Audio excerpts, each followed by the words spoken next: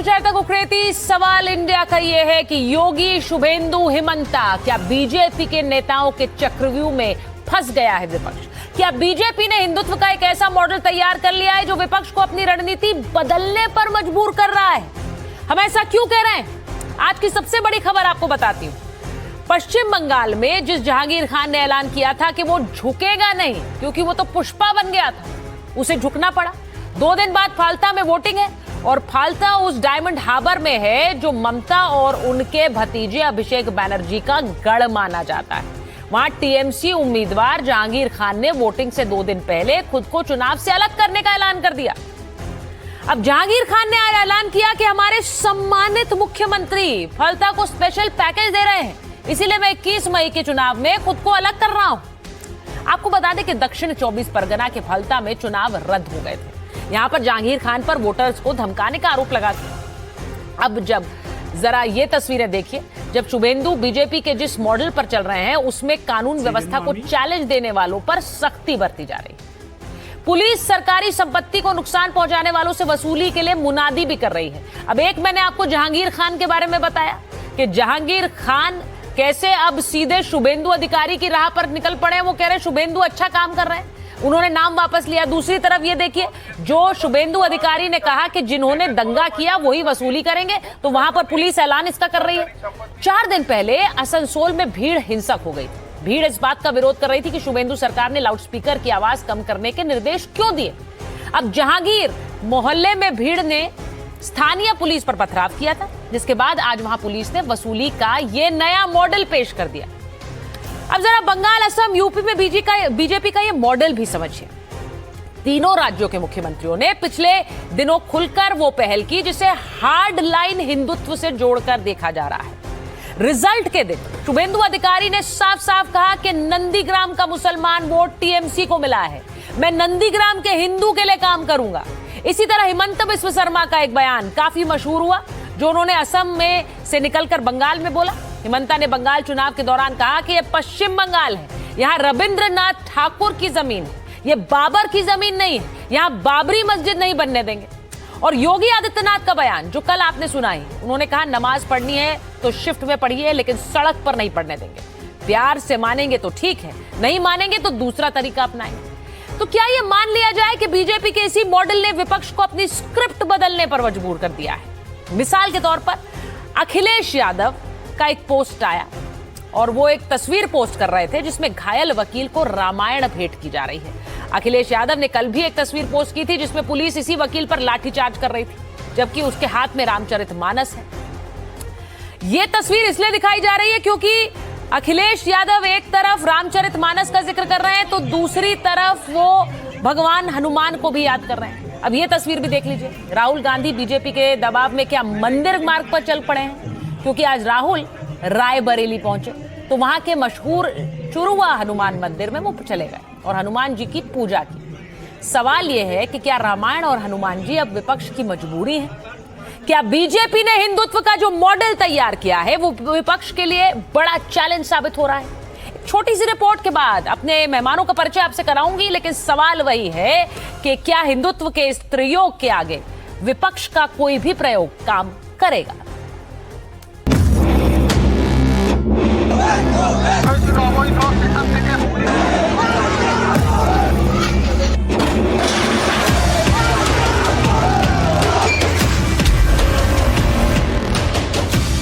झुकने वाला आदमी नहीं हूं, डराने का काम करने का कोई जरूरत नहीं है। भाजपा ने जो कमिटमेंट दिया वो पूरा करने का काम भाजपा का चीफ मिनिस्टर करेगा। पहले तो वोटर लिस्ट में डिटेक्ट हो गया, उसका बाद वोटर लिस्ट में डिलीट हो गया, अभी तो टाइम आ गया है बंधु डिपोर्ट करने का।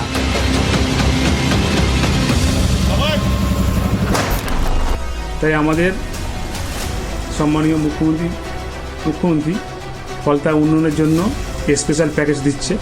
সেই জন্য আমি আগামী 21শে মে যে রিপোল আছে সেই রিপোলের কন্টেস্ট থেকে আমি নিজেকে দূরে সরিয়ে দেব।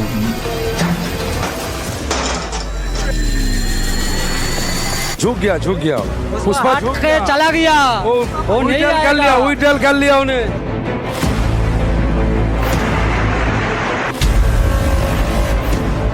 कहीं से आ गया कोई हुमायूं कबीर, बोले हम यहाँ बाबरी मस्जिद बनाऊंगा। अरे तुम्हारा बाप का जगह है क्या? तुम्हारा बाप का जगह है क्या?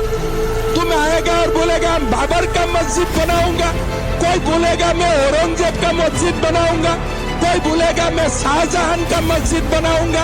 अरे ये पश्चिम बंगाल है, ये रविंद्रनाथ ठाकुर का जमीन है, ये बाबर का जमीन नहीं है। नमाज पढ़नी आवश्यक है, आप शिफ्ट में पढ़ें, हम उसको रोकेंगे नहीं, लेकिन सड़क पर नहीं। प्यार से मानेंगे ठीक बात है, नहीं मानेंगे तो दूसरा तरीका अपनाएंगे। बरेली में लोगों ने हाथ आजमाने का कार्य किया, देख लिया ताकत।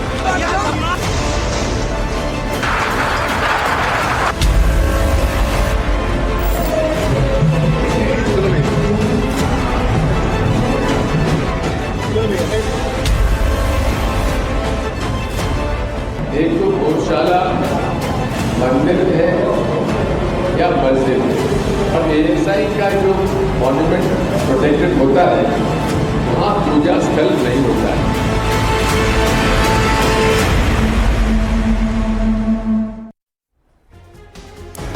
और आज सवाल इंडिया का यह है कि क्या विपक्ष वाकई बीजेपी के हिंदुत्व और गवर्नेंस के इस चक्रव्यूह में फंस चुका है। सवाल इंडिया का यह है कि कानून व्यवस्था के नाम पर की जा रही सख्ती का मकसद अपराधियों में डर पैदा करना है या वोटों का ध्रुवीकरण है, जैसा कि विपक्ष कह रहा है। विपक्ष अगर राम और हनुमान को याद कर रहा है तो क्या यह मजबूरी में तैयार की गई स्क्रिप्ट है? क्या योगी शुभेंदु हिमंता का मॉडल ही देश की राजनीति का नया मॉडल है?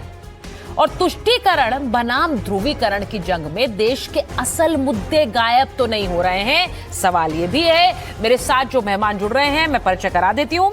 बीजेपी के प्रवक्ता सिद्धार्थ यादव जी हमारे साथ जुड़ रहे हैं, स्क्रीन पर आप उन्हें देख सकते हैं। हमारे साथ मलूक नागर जी हैं, आरएलडी के जनरल सेक्रेटरी हैं, वरिष्ठ नेता हैं। हमारे साथ अमितोष पारक साहब हैं, वीएचपी के प्रवक्ता हैं। राजकुमार भाटी जी प्रवक्ता हैं समाजवादी पार्टी के। तहसीन पूनावाला हमारे साथ जुड़ रहे हैं, राजनीतिक विश्लेषक हैं। और साथ ही संजय सरकार जी हैं, टीएमसी के नेता हैं। बहुत स्वागत आप सभी का। मैं सबसे पहले शुरुआत, संजय जी आप बड़े दुखी लग रहे हैं आज कैमरे पे। मैं आपके साथ शुरुआत कर लेती हूँ, जैसे ही आती हूँ आपकी मुस्कान आ जाती है। देखिए कितना अच्छा लग रहा है। देखिए मैं आपके साथ संजय जी शुरुआत इसलिए कर रही हूँ कि वो हुआ क्या पश्चिम बंगाल में, वो फालता से कहाँ भाग गए जहांगीर जी। वो तो कह रहे थे मैं पुष्पा हूँ, झुकेगा नहीं, और उसके बाद वो चल दिए, कह रहे अब नहीं लड़ना है चुनाव। शुभेंदु अधिकारी की तारीफ कर रहे हैं। बड़ी बात ये नहीं उन्होंने चुनाव छोड़ दिया, वो शुभेंदु अधिकारी की तारीफ कर रहे हैं। ये क्या हो गया? गुड इवनिंग सुचरिता जी, बहुत दिन बाद आपसे मेरा डिबेट हो रहा है, बहुत धन्यवाद आपको भी। लेकिन बंगाल में आज के तारीख में कौन से कल्चर हो गए मालूम है? भय इन भरोसा आउट, एक नायक तंत्र इन लोकतंत्र आउट। आज बंगाल में वही चीज हो चुका है। अच्छा। अगर पुष्पा अगर आज के तारीख में झुके हुए, पुष्पा झुके नहीं झुकाया गया है। आप समझिए इस बात को, कुछ दिखाना पड़ता है, कुछ दिखाया जाता है, दोनों में बहुत फर्क है। हकीकत में आज बहुत फर्क है। मैं आज बताना चाहता हूँ, चलिए बंगाल में बुलडोजर चल रहे हैं, जहां जहां बुलडोजर बंगाल में चाह रहा, सियालदह स्टेशन से लेकर हावड़ा स्टेशन, कलकत्ता, बहुत सारे जगह में जहां पर फूल बेचने वाला, सब्जी बेचने वाला, फल बेचने वाला 99% महिला जो होता है वो हिंदू होता है। हिंदू वो कोई जिहादी नहीं है, वो कोई बांग्लादेशी नहीं है, वो कोई रोहिंगा नहीं, उसको उठा दिया गया है। बंगाल में पहले परंपरा स्टार्ट किया, ठीक है। रह गया बात, आप कुछ आज बोलने चाहते थे, ये बोल रहे हैं शुभेंदु को। आज क्या करेंगे? शुभेंदु को तारीफ नहीं करेंगे तो शुभेंदु उसको रखने देंगे? अमित शाह, शुभेंदु, हेमंत बिस्वा शर्मा, योगी आदित्यनाथ जो मॉडल चला रहे हैं आज मालूम है कल भी कलकत्ता में ये बंगाल में रह पाएंगे कि नहीं? नहीं, आप तो विपक्ष पर सवाल उठा रहे हैं। फिर अगर आप ये कह रहे हैं कि हर कोई किसी को तारीफ करनी पड़ेगी, ममता दीदी तारीफ कर रही हैं क्या? अभिषेक बनर्जी तारीफ कर रहे हैं क्या? आप भी तो तारीफ नहीं कर रहे हैं, आप भी तो वहीं बैठे हुए हैं। तो आप भी तो सवाल उठा रहे हैं शुभेंदु अधिकारी पर। मेरा सवाल ये है सर, उन्होंने चुनाव से नाम वापस ले लिया, लेकिन उन्हें शुभेंदु अधिकारी की तारीफ करने की क्या जरूरत थी? उन्होंने कहा कि बहुत अच्छा पैकेज दे रहे हैं फाल्ता के लिए अच्छा काम कर रहे हैं, इसलिए मैं वापस ले रहा हूँ नाम। क्या जरूरत थी? हम तो पहले ही आपको बोल रहे, भय इन भरोसा आउट, एक नायक तंत्र इन लोकतंत्र आउट। हम तो पहले ही आपको बोल चुके हैं। आज डर से मारी तो बोल रहे हैं, अगर नहीं बोलेंगे तो कल बंगाल में जहांगीर खान को रुकना बहुत मुश्किल बात हो जाएंगे। मैं हकीकत आज आपको बता रहा हूँ। बंगाल में ये परंपरा नहीं था, यहाँ पर हिंदू सिख मुसलमान ईसाई सब एक साथ में रहने वाला था। आज डिवाइड एंड रूल बंगाल में होते जा रहा है धीरे धीरे धीरे। नहीं बड़ी बात है, बड़ी बात है। सुनिए सुचेता जी, 5-10 सेकंड बोलिए, आपको ज्यादा वक्त नहीं देंगे। 10 सेकंड या 10-15 से आज सियालदह स्टेशन में जिस तरफ से तोड़ा गया 5 रुपया वाला चाय, जो गरीब थे 500 रुपया रोजगार करने के बाद में 5 रुपया चाय पीता था, 40 रुपया का चाय पीना पड़ता है। 10 रुपया का झालमुड़ी जो खाते थे तो आज उसको 125 रुपया में KFC में खाना करने पड़ता है, जो 500 रुपया। आज कॉर्पोरेट जो मतलब ये क्या कॉर्पोरेट कल्चर एडॉप्ट कर रहा है बंगाल में। मैं आज बता रहा हूँ गरीब कहाँ जा रहा है, गरीब पास तो भगाने की कोशिश कर रहा है। हकीकत में आपको चैनल के माध्यम से बोल रहा हूँ। आज क्या होगी, आज मेरे नेत्री भी शायद कहाँ है मेरे को भी मालूम नहीं है, लेकिन आपने एक बड़ा आरोप लगाया, आपने कहा ये डिवाइड एंड रूल कर रहे हैं। तो सिद्धार्थ जी जरा बताइए ये डिवाइड एंड रूल है, क्योंकि वो आरोप आपकी सरकार पर लगा रहे हैं। मैंने ये नहीं कहा, संजय सरकार जी एक बार उन्हें जवाब देने दीजिए, क्योंकि जो ताबड़तोड़ फैसले शुभेंदु अधिकारी ले रहे हैं, मेरा उसी पर सवाल है। मैं अभी अखिलेश जी पर भी जाऊंगी, राजकुमार भाटी जी यहाँ बैठे हुए हैं, मलूक जी बैठे, लेकिन सिद्धार्थ जी बताइए, डिवाइड एंड रूल कर रहे हैं आपको कह रहे हैं। देखिए सुचारिता जी, अगर जहांगीर खान जैसा व्यक्ति भय में पश्चिम बंगाल के अंदर है तो वो बिल्कुल भय में होना चाहिए। जिन लोगों ने 15 साल तक पश्चिम बंगाल की जनता को भय में रखा, घरों में घुस के लोगों को मारा करते थे, घसीट के बाहर निकाला करते थे, आज भी उनकी ये चिंता कर रहे हैं। मैं कहता हूं ऐसे सब लोगों को भय होना चाहिए, और ये भय कानून व्यवस्था का है, ये भय न्याय का है, ये भय गरीबों के साथ खड़े होने का है, और ये भय माफियाओं के अंदर है, और ये भय होना चाहिए। कोई डिवाइड एंड रूल नहीं है। किसका डिवाइड एंड रूल? हम तो एक ही लाइन है सुचारिता जी, बिल्कुल डिवाइड भी कर देंगे और सारा रूल बदल देंगे, बिगाड़ देंगे उन माफियाओं का जो पश्चिम बंगाल के अंदर, उत्तर प्रदेश के अंदर, असम के अंदर, देश के किसी कोने के अंदर, हरियाणा के अंदर, दिल्ली के अंदर, कहीं भी जहां ऐसे माफिया ऑपरेट करते होंगे अब उनको स्थान नहीं होगा। ये भारतीय जनता पार्टी की कमिटमेंट है। हम जहां सरकार बनाते हैं सुचारिता जी, आप कभी भी देखिएगा हमारे एक विषय बहुत प्रमुखता के साथ रहता है, वो है लॉ एंड ऑर्डर। हम लॉ एंड ऑर्डर के साथ किसी प्रकार का कॉम्प्रोमाइज नहीं कर सकते। अगर हमको इस देश को दुनिया की एक बड़ी वैश्विक इकोनॉमी बनाना है तो इस देश के अंदर गुंडागर्दी, गुंडई, माफिया राज, कमीशन खोरी, ऐसी साठगांठ सरकारों के साथ मिलकर के लोगों को डराना, उनसे लूट खसोट करना, ये कतई बर्दाश्त नहीं किया जाएगा। और जहां जहां भाजपा है वहां बर्दाश्त नहीं किया जाएगा। अब इनकी समस्या कुछ और है कि ये इसमें पंथ का भी एंगल ले आएंगे, ये हिंदू मुसलमान एंगल भी ले आएंगे, ये इसमें जाएंगे विक्टिम कार्ड खेलने के लिए, रोने के लिए, कुछ भी कर देंगे। पर हमारे लिए चश्मा बिल्कुल साफ है, जो अपराधी होगा, जो माफिया होगा, उसको बख्शा नहीं जाएगा। जो माफिया होगा उसे बख्शा नहीं जाएगा। बड़ा क्लियर कट वो कह रहे हैं कि ये हमारा मॉडल है, इसमें कोई दिक्कत नहीं होनी चाहिए। अब मैं जरा तहसीन जी से पूछ लेती हूँ। तहसीन जी, कोई दिक्कत लग रही है आपको इस मॉडल में? देखिए हो क्या रहा है, आप देखिए वहां पर एक हिमंता बिस्व शर्मा का एक मॉडल चल रहा है, वहां एक शुभेंदु अधिकारी जिस तरह से काम कर रहे हैं, जिस तरह से काम हो रहा है योगी आदित्यनाथ का यूपी में, क्या इस मॉडल जो उन्होंने एक तरह से दे दिया है कि प्रशासनिक कार्रवाई होगी, त्वरित होगी, तुरंत होगी, विपक्ष सवाल उठाता है लेकिन जनता उन्हीं को वोट करती है? थैंक यू सो मच, मुझे आपके साथ शो में शिरकत करने का मौका मिला, इसलिए मैं आपका शुक्रगुजार हूँ।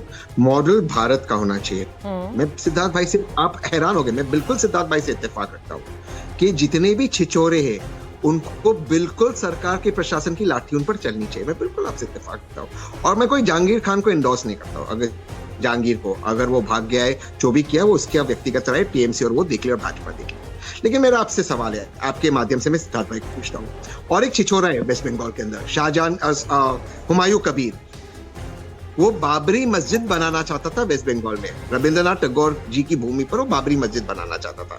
चलो हम तो मानते कि टीएमसी तुष्टिकरण कर रही थी, आपने उसको कहा सीआरपीएफ की सिक्योरिटी दी, और अब तो वर्तमान में आपकी सरकारें, कीजिए ना उसको अरेस्ट, कीजिए ना बंद उस मस्जिद का नाम बाबरी मस्जिद क्यों रखे? वो मस्जिद बनाना इस मुल्क में अलाउड है, लेकिन बाबरी मस्जिद कोई कैसे बना सकता? कीजिए उसको बंद। आप इसलिए उसको बंद नहीं करेंगे, उसको गिरफ्तार नहीं करेंगे क्योंकि आपके एजेंडा को पोलराइजेशन के वो सूट करता है, उसने आपकी मदद की है। आपका टारगेटिंग भी सिलेक्टिव है। जिन जिलों में जहां पर भी दंगे होते, बहुत सारे ऐसे लोग हैं जो मौलाना जो दंगे भड़काते, वो कभी गिरफ्तार क्यों नहीं होते? मैं आपसे पूछ रहा हूँ, क्योंकि वो मौलाना आपके एजेंडा को चलाते, आप उन मौलानाओं को एनकरेज करते कि वो विभाजन की बातें करें, क्यों आप उनको अरेस्ट नहीं करते? आप जिस तरह की राजनीति कर रहे हो, आप सिर्फ विभाजन चाहते हो क्योंकि विभाजन में भाजपा जीतती है। वरना मुझे आप बता दीजिए मैम, भारत में और हुमायूं कबीर बाबरी मस्जिद बनाने की हिम्मत करे वेस्ट बंगाल की धरती पर, और वर्तमान सरकार कुछ नहीं करे, ये कैसे मुमकिन है? नहीं तो ममता सरकार ने क्या करा उनके खिलाफ?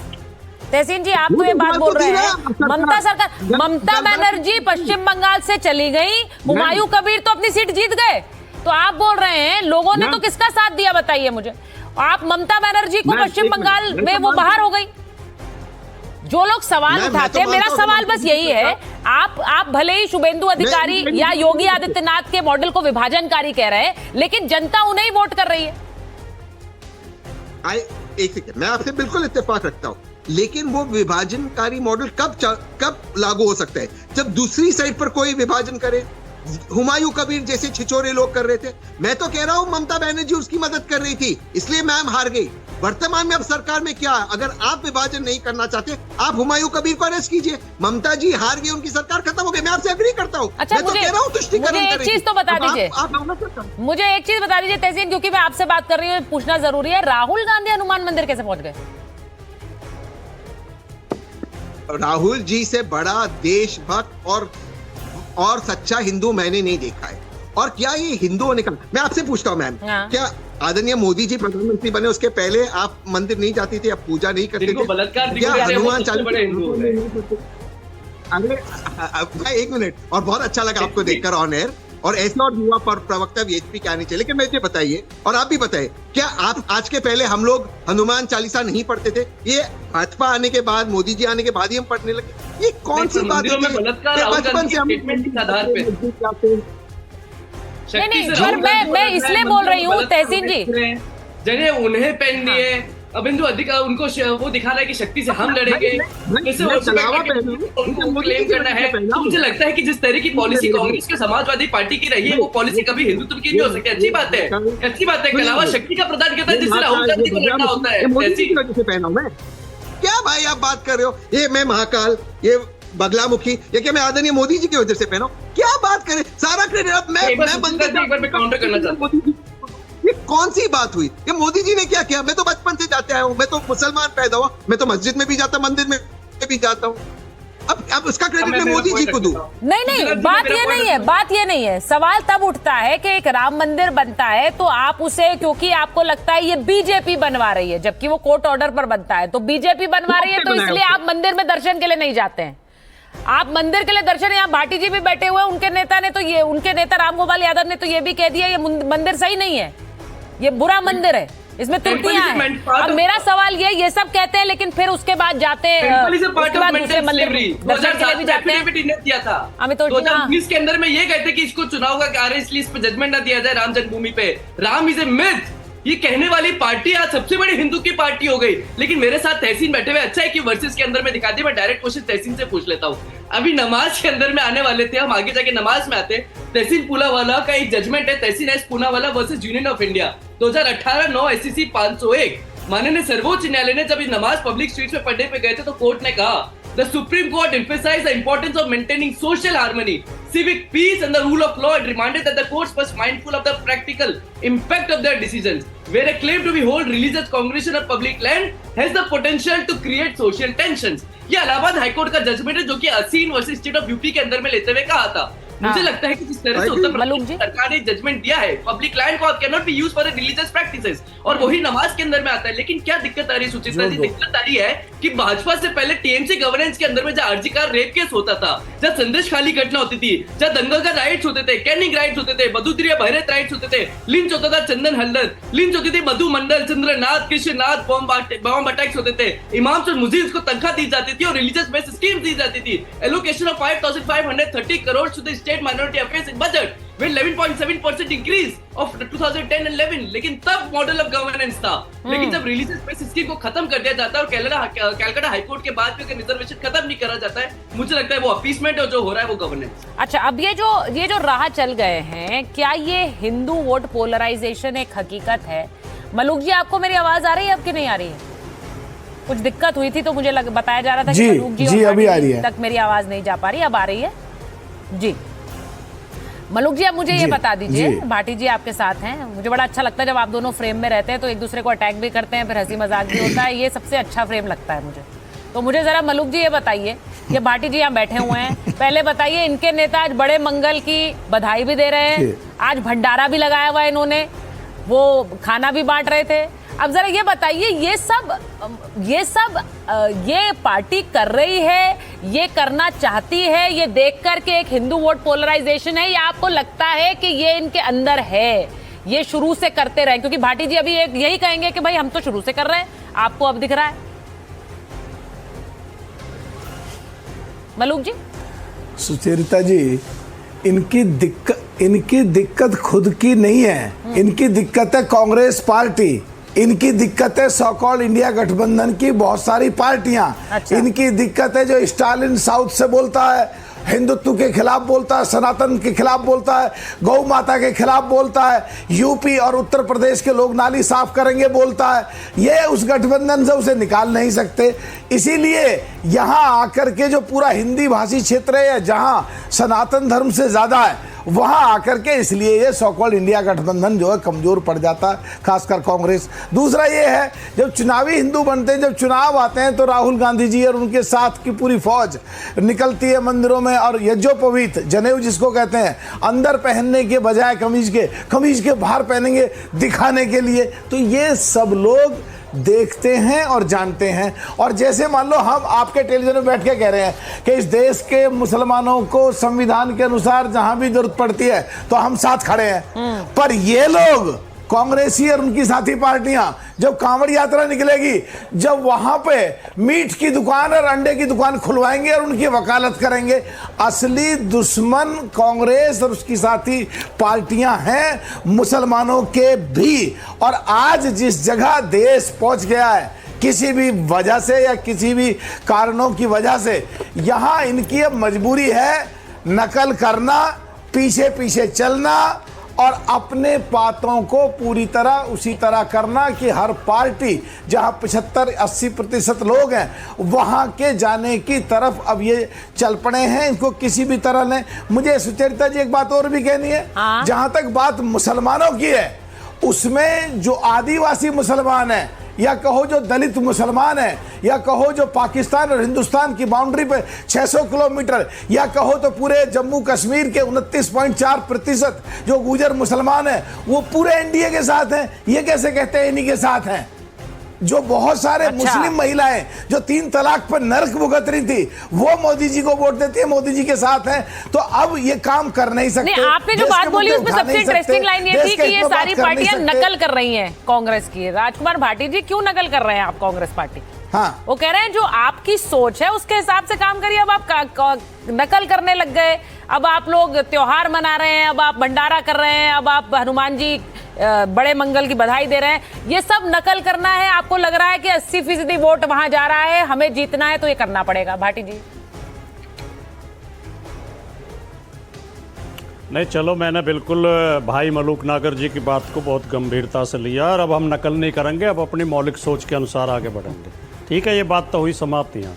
सुचरिता जी, आपने शुरू में जो भारतीय जनता पार्टी के 3 मस्केटियर्स का नाम बताए कि ये 3 मस्केटियर्स हैं जो भारतीय जनता पार्टी की रीति नीति को आगे बढ़ा रहे हैं। मैं आपको ये जानकारी दे दूं, शायद आपके दर्शकों में से कुछ को जानकारी ना हो, ये तीनों ही मूल भाजपा कैडर के नहीं हैं। ठीक है। और तीनों ही भारतीय जनता पार्टी के खिलाफ लड़ते रहे हैं। अरे योगी आदित्यनाथ कहाँ थे इनके खिलाफ? कैसी बातें कर रहे हैं? भारतीय जनता पार्टी के खिलाफ लड़ते थे। योगी आदित्यनाथ को कहाँ आपने डाल दिया दूसरी कैडर में? आपसे जो आपके जो विरोध में सामने खड़े हैं वो तो इन्हीं के मूल भावना से जुड़े हैं। यही तो समस्या होती है, आदमी को खुद को करेक्ट तो करना पड़ेगा ना सर। जानकारी पे सवाल उठाने लगे, बोलना नहीं थे। मैं अब पहले योगी आदित्यनाथ के बारे में बता देता हूँ। योगी आदित्यनाथ हिंदू युवा वाहिनी के नेता रहे हैं, हिंदू युवा वाहिनी चलाते रहे हैं। और उत्तर प्रदेश में 2002 में, 2007 में, 2012 में, 2017 में बीजेपी के खिलाफ हिंदू युवा वाहिनी के प्रत्याशी लड़ाए हैं। और 2002 में गोरखपुर विधानसभा सीट से बीजेपी के प्रत्याशी को इनके प्रत्याशी ने हराया था, योगी जी के प्रत्याशी ने। अब आपकी जानकारी में अभाव है तो मैं इसमें क्या कर सकता हूँ? योगी जी कभी भी मूल कैडर के बीजेपी के सदस्य नहीं है। अगर मैंने जो बोला, अगर वो झूठ बोला हो तो आप मेरे कान पकड़ लें। 2002 में श्री प्रकाश सर, आपके हिसाब से तो आज भी आप एक द्वेष दिखाते हैं डिप्टी सीएम्स और सीएम्स के बीच। सुनिए मेरी बात भाटी जी, अब आप ये बात भी आज कर दीजिए कि सीएम और डिप्टी सीएम दो अलग अलग खानों में बटे हुए हैं, ये लोग तो साथ काम करते ही नहीं है। तो ये अब मैं इसको पार्टी की सोच मानूं या आपकी अपनी सोच मानूं? यहाँ सिद्धार्थ यादव जी बैठे हुए हैं, वो बता देंगे आपको। आप लोग तो ये भी कहते हैं, तो इसका मतलब इसको सत्य मानकर आगे कर दें। योगी आदित्यनाथ के बीजेपी के खिलाफ लड़े, कैसी बातें कर देते हैं आप सर? बोलिए। कृपया एक मिनट का समय दें मुझे। आज दुर्भाग्य तो यही है कि भारतीय जनता पार्टी के खिलाफ कोई तथ्य रखने लगो, एंकर बोलने नहीं देते। नहीं, मैं तो बता रहा हूं 2002 में बीजेपी के अरे सुन तो लो, आप मुझे बोलने क्यों नहीं दे रही जैसे बाकी बोलने दिए आपने। 2002 में बीजेपी के अधिकृत प्रत्याशी को योगी आदित्यनाथ के प्रत्याशी ने हराया गोरखपुर विधानसभा सीट पे। शिव प्रकाश नाम था बीजेपी के प्रत्याशी का। आप निकाल कर रिकॉर्ड चेक कीजिए। आप बेवजह मेरे ऊपर आरोप लगा रही कि मैं झूठ बोल रहा हूं। 2007 में, 2012 में, 2017 में योगी जी ने प्रत्याशी लड़ाई बीजेपी के प्रत्याशियों के सामने। अब आइए आप सुवेंदु अधिकारी पे, प्लीज सुवेंदु अधिकारी भी बीजेपी कैडर। मैंने केवल ये कहा सुचरिता जी, इस बात का मुझे मेरी बात पूरी होना चाहिए कृपया। ये तो ठीक नहीं है, तरीका नहीं है। बाकी सब लोग शांति से बोले। बोलिए ना, बोलिए, आप भी बोलिए। बाकी सब लोग शांति से बोले, कृपया मुझे भी बोलने दें। शुभेंदु अधिकारी भी टीएमसी में थे, टीएमसी छोड़ के बीजेपी में आए, सब लोग जानते हैं। बीजेपी के खिलाफ लड़ते रहे हैं और बीजेपी ने शुभेंदु अधिकारी और हिमंत विश्व शर्मा पे भ्रष्टाचार के आरोप लगाए, इनके खिलाफ मुकदमे कायम किए और इन्हें सजा दिलवाने की बात की। और माननीय मोदी जी और अमित शाह जी खुद हिमंत विश्व शर्मा के खिलाफ असम में प्रचार करके आए और ये बोला कि भ्रष्ट आदमी है, इसको जेल भेजना चाहिए। अब अगर इन तीनों को मुख्यमंत्री बनाती है बीजेपी, तो ये बीजेपी की हार है, जीत नहीं है। इसका सीधा अर्थ है कि बीजेपी में अपने कैडर में उनके पास सक्षम नेता नहीं है। अच्छा। उनका कैडर चुनाव नहीं जीत सकता। वे दूसरी पार्टियों से दल बदल करा के, लोगों को डरा धमका के, दूसरी पार्टियों से लाके मुख्यमंत्री बना रहे हैं। मैं कहना ये चाहता हूँ, अच्छा, इसमें मेरे में एक भी तथ्य गलत हो। ठीक है, अगर मेरी बात में अच्छा ठीक है, एक भी तथ्य गलत हो। आपका तथ्य ये है कि भाई ये आपकी पार्टी के मूल कार्यकर्ता नहीं है। उन्होंने योगी आदित्यनाथ को भी उसमें काउंट कर लिया है। वो कह रहे हैं कि देखिए एक ऐसा दल बदलू है, उन्होंने बीजेपी के खिलाफ लड़ाया था अपने उम्मीदवारों को, वो ये कहना चाह रहे हैं। अब सर भाटी जी देखिए, वो सिद्धार्थ यादव जी जवाब देंगे, लेकिन सिद्धार्थ यादव जी पहले आप जवाब दे दीजिए इसका भाई। देखिए सुचरिता जी, मैं बहुत गंभीरता से सुनने की कोशिश करी, पर इस बात का औचित्य क्या है वो तो मैं समझ नहीं पाया।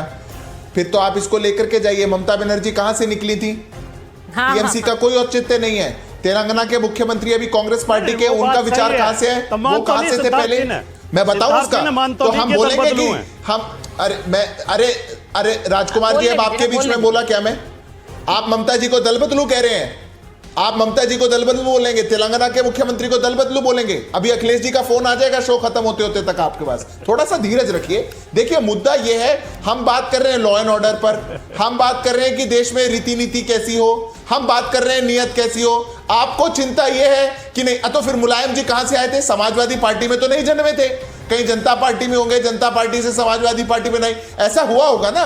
तो आप अपने आप को होलियर देन दाओ जो समझते हैं कि हम तो पूरी दुनिया से अलग हैं, हम तो बाहर हैं, ऐसा नहीं होता। ये पहली बात।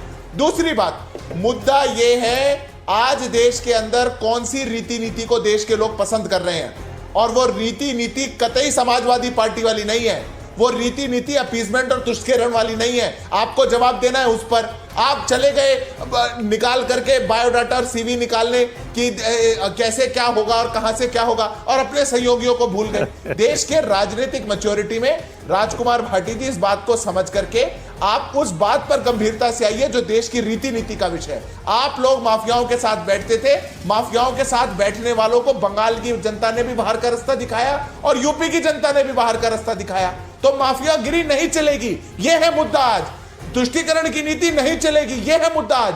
असम के अंदर कैसे कितने बड़े स्केल पे चाइल्ड मैरिजेस हुआ करती थी। सुचरिता जी, आपको जान के हैरानी होगी, 2003 में जब हमने ड्राइव शुरू करी और हम पॉलीगैमी के खिलाफ कानून लेकर के आए, 5000 से ऊपर चाइल्ड मैरिजेस के एक्यूज पकड़े गए हैं। 51% चाइल्ड मैरिजेस कम हो चुकी हैं। देश की बच्चियों के साथ अन्याय हो, देश के लोगों के साथ अन्याय हो, गरीबों के साथ, शोषितों के साथ, वंचितों के साथ, उस पर बात नहीं करेंगे। बात करेंगे इधर उधर की। क्यों? आपके सहयोगी बैठे हैं वहां पर, इसलिए। तो ये जो सहयोगी वाली नीति है इसको छोड़ दीजिए और देश की रीति नीति पर बात करिए। देखिए, मैं एक बड़ी खबर भी बता रही हूँ। उत्तर प्रदेश में एक खबर बता दूं भाटी जी, संजय सरकार जी, उत्तर प्रदेश में सड़कों पर नमाज को लेकर सीएम योगी के बयान पर अखिलेश यादव का पलटवार आया। उन्होंने कहा कि देश सबके लिए बराबर है, संविधान सबको बराबर अधिकार देता है, किसी के धर्म के साथ खिलवाड़ नहीं होनी चाहिए। और उन्होंने ये भी कहा कि अगर सड़क पर पढ़ भी ले तो क्या हर्ज है। तो अखिलेश यादव ये कह रहे हैं कि इसमें सबके लिए बराबर नीति हो और अगर कोई नमाज सड़क पर पढ़ भी ले तो उसमें दिक्कत क्या है। अब मैं इस बयान पर आऊं उससे पहले जरा एक बार मैं इस पर तहसीन जी का एक रिएक्शन ले लूं, जो वो कह रहे हैं कि भाटी जी मैं आपसे रिएक्शन नहीं ले रही हूं क्योंकि भाटी जी, अच्छा चलिए एक बार भाटी जी सड़क पर पढ़ भी ले तो क्या केवल, हाँ बोलिए। नहीं, मैं इस विषय पे आप जब पूछेंगे जब बोल दूंगा, लेकिन आपने जो मेरे तथ्य को काटा था, सिद्धार्थ जी ने सिद्ध कर दिया कि मैं गलत तो नहीं बोल रहा हूँ। बस वो ना ये आरोप है कि जिस पे वो घिर रहे हैं वो बात क्यों बोल रहे हो, जिस पे हम घिर रहे हैं वो विषय क्यों उठा रहे हो और दूसरे विषय पे बात करो। की बात ही नहीं है। यानी मेरे तथ्य से तो वो सहमत है। अरे सर, ये तो हकीकत है, वो अपनी जगह सही है। हकीकत है कि ये नेता दूसरी पार्टियों से आए, लेकिन इसका दूसरा फ्लिप साइड तो ये भी है कि इनकी क्या अहमियत उन पार्टियों में पहचानी नहीं गई। इन्होंने आकर यहाँ पर अगर काम किया है इस वक्त, अभी देखिए शुभेंदु अधिकारी की तो ये पहला टर्म है, हमें नहीं पता है जनता उनके काम को कैसे देख रही है, लेकिन योगी आदित्यनाथ है, हिमंता बिस्वा शर्मा है, उनका तो टर्म रिपीट हुआ है ना। आप लोग इतने आरोप लगाते रहे लेकिन आप योगी को यूपी में रोक नहीं पाए। अब 27 का फिर से टेस्ट है, 27 में फिर से चुनाव है और 27 में देखिएगा कि योगी आदित्यनाथ आते हैं या अखिलेश जी आते हैं, हमें नहीं पता है कौन आएगा, लेकिन एक टेस्ट है आपके लिए वापस फिर से सत्ता में आने का, जनता तय करेगी।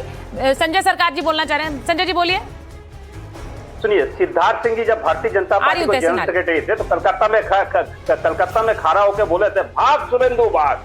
मोदी जी बोल रहे थे पैकेट में पैसा ले रहे हैं, एक लेकर के रख रहे हैं, ये व्यक्ति कौन है बोल रहे थे। हेमंत बिस्वा शर्मा बोलता हमार सोनार बांग्ला हमें तुम्हारे भालोबासी गाना जो है, जो लॉर्ड कार्गिन जो बंगो बंगो कर रहा था उस समय ये गाना गाया था, बोले ये देशद्रोही गाना है, हम लोकतंत्र में आ रहे हैं, हम लोकतंत्र उपाय में नहीं आ रहे, हम लूटतंत्र उपाय में आए। जस्टिस सुजय पाल, जस्टिस पार्थसारथी सेन, उसने बोला अगर हम ये बाबरी मस्जिद वाला जो मामला है हम इसको रोक नहीं सकते, इसको बंद भी नहीं करा सकते, प्रशासन का काम है मस्जिद बनाने के लिए हेल्प करने के। आप बोल रहे सरकार क्या करेंगे, कोर्ट के ऊपर में जाकर सरकार कुछ कर सकता है क्या?